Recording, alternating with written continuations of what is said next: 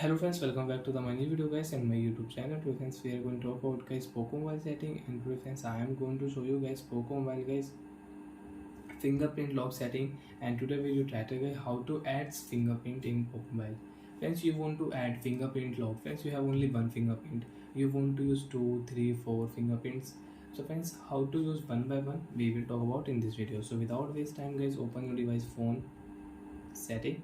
After turn on phone setting friends, open your device password and security setting.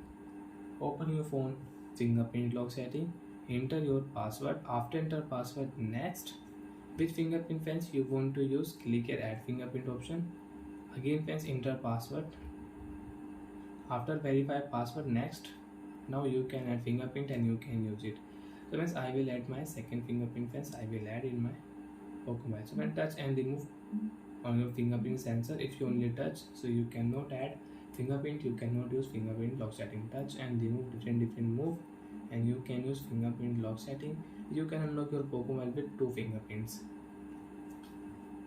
Two fingerprint friends I have. You want to add one more, select your new fingerprint lock data, enter your device password. After verify password, next you can add fingerprint and you can unlock your Poco Mobile with three fingerprints. So friends, one by one we will check all three fingerprints. How to unlock Poco Mobile with three fingerprints.